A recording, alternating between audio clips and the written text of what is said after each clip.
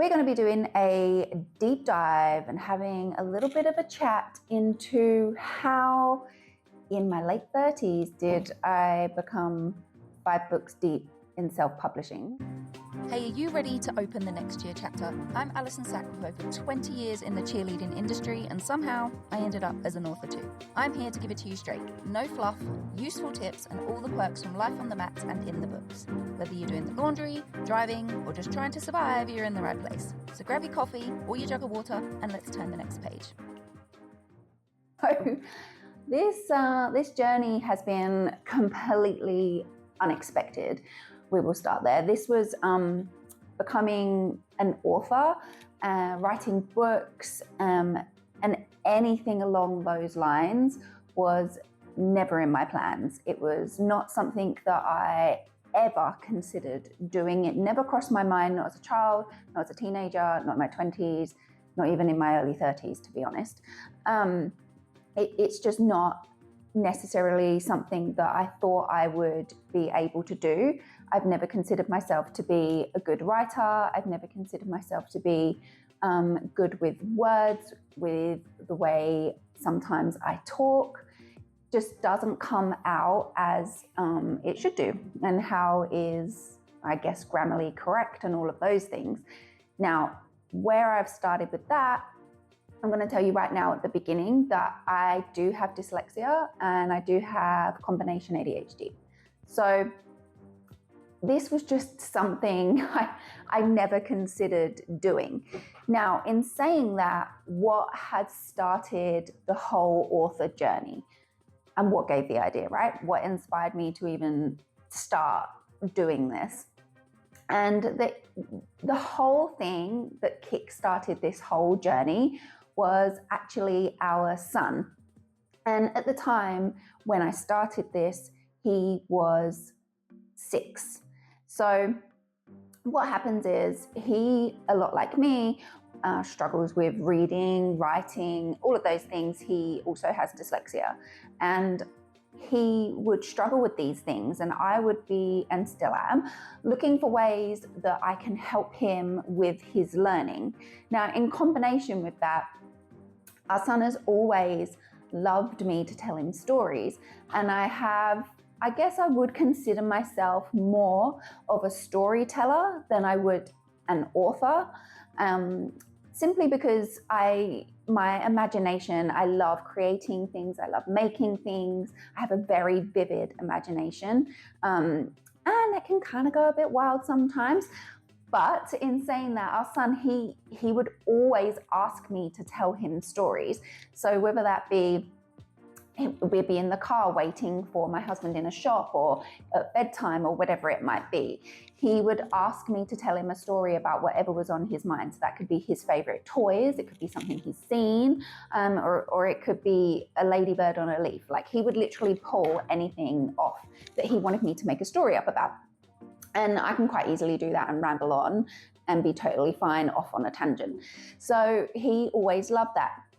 With those stories, I would be coming up with ideas as to how I can help him with his reading and his writing and all of those things that he's doing at school.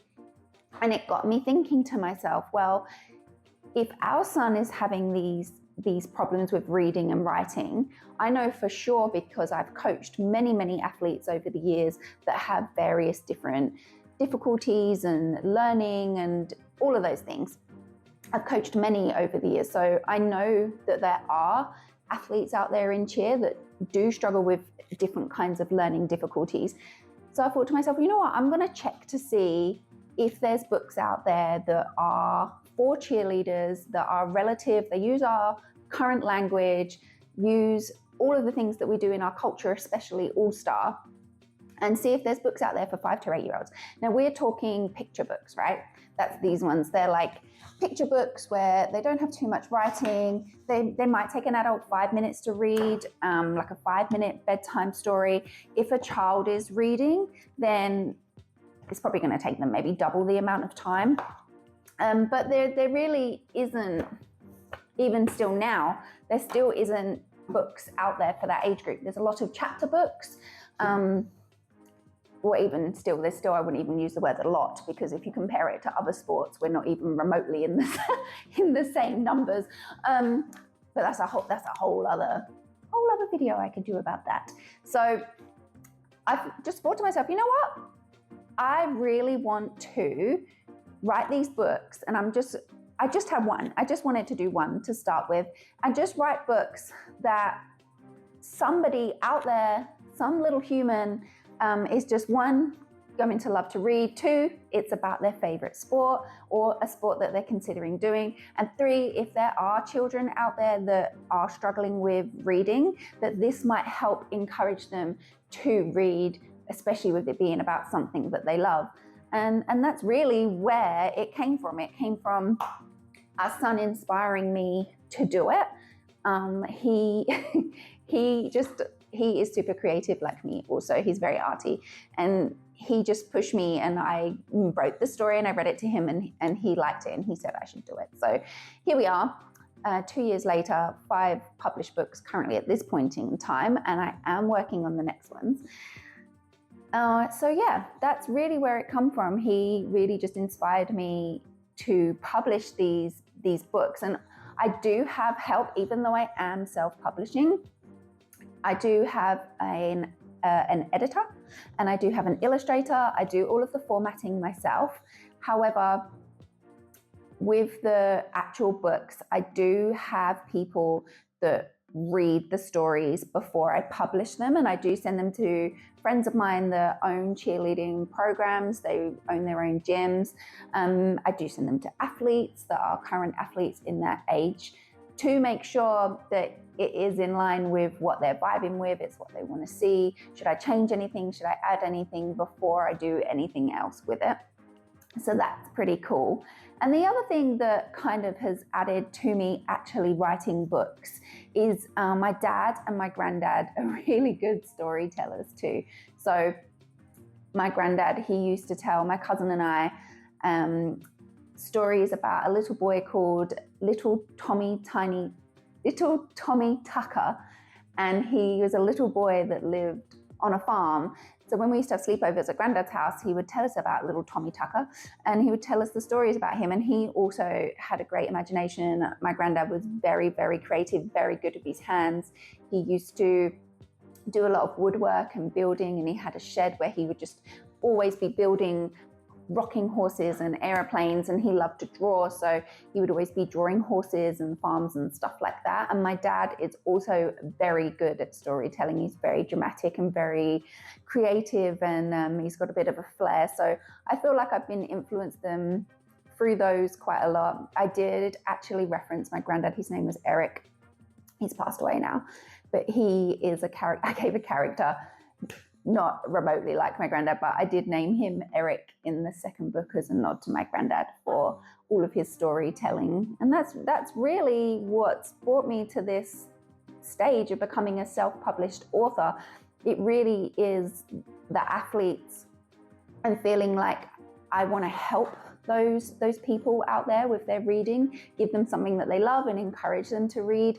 And our son that had pushed me into doing that, and that's kind of how we've got here today. I can do some, and I will likely be doing lots of deeper videos into how I write the stories, what the process is, how you go about self-publishing, and all of those things, what books are coming up, and just going all out into how I become an author so late in life, after feeling like it was just nothing I'd never even considered. So honestly, I hope that there's some children out there and people out there that feel like they get that message that, you know, sometimes we don't need to put those limits on ourselves or put those limits on children, like planting seeds in their mind that that's not something they're ever going to be able to do, because I struggled so much, and even still do now, like when I'm talking with the dyslexia, I know that I'm probably going to, and already have done, said the wrong words. It's not necessarily what I'm thinking in my brain. It will come out as a different word, and it's definitely something I'm conscious of. And the same goes for writing. And I can do some videos on those too, about how those things affect running a business and coaching, how it affects cheer in general. But I mean, realistically, putting those limits and those restrictions, don't plant those seeds in children's heads, and definitely not on yourself, because you can really be whatever you want to be. I was definitely not that child growing up that you would have picked to be a self-published author and write books, and I was not that child that you would think would run their own business. I was not that child that you would think would do cheerleading, let alone run a cheerleading business or several cheerleading businesses. I was just not that child, and I was not that teenager either. I was painfully shy. I wouldn't talk to anybody. I just had all of these things going on which were not diagnosed at the time. This was a very long time ago. And I found it really hard to make friends and social situations. I struggled a lot at school. And honestly, I just thought that I just wasn't that smart, really. I just thought, I'm just plodding along. And it's just, I didn't like sport. I didn't like PE. I didn't do any kind of, I did martial arts for a very long time with my parents. And both of them are black belts. And that was the only sport that I did. And let's be honest, that was because my parents used to drag me. Out of choice, no. So how I fell into the cheerleading world, fell in love with cheer, and then ended up writing books is kind of crazy. So really just whatever it is you feel like trying, I really think you should just give it a go. You never know where it's going to lead. Thanks for sticking with me until the end of this chapter. I hope you found something useful, or at the very least cracked a smile. If you want some more, dive into more episodes, grab one of my books or a freebie at thecheerleaderbookclub.com. Hit me up on socials at the Cheerleader Book Club, and if you have a wild topic you want to hear my take on, send it over. No, really, thank you so much for listening. I really appreciate you, and on that note, I will look forward to seeing you in the next Cheer chapter.